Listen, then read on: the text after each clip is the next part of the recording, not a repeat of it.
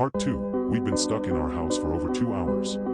Social media was exploding with more and more footage. Not of the suns themselves, no one wanted to look at them directly, but of the effect they were having outside. Cars were crashing. People ran through the streets in a panic, or just stood motionless, staring upwards, either wired like they were on something or stunned into stillness. Some were fighting, first fists and kicks, then the clips grew darker. Weapons. Knives. One video showed someone beating another person with a crowbar while bystanders just stared, unmoving that we couldn't hear gunshots echoing around our neighborhood yet, but I started to worry it was only a matter of time that I realized after watching those clips that I was afraid. Afraid of the suns.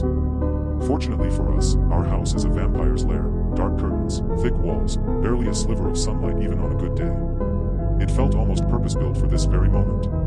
We were protected from the ever-glowing orb in the sky, now joined by another, impossible celestial body that I was, of course, confused, trying to make sense of it all, when the neighbors began to yell that we couldn't make out what they were saying, but it sounded like they were fighting. Just like the videos online, shouting that turned to screaming that I dared to peek outside, knowing the window adjacent to our neighbor's house didn't face either of the suns.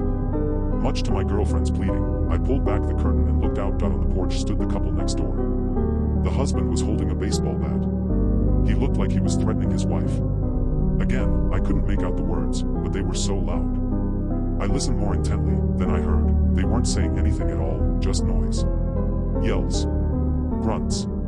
Groans. Empty exclamations of sound with no meaning behind them, and then he hit her.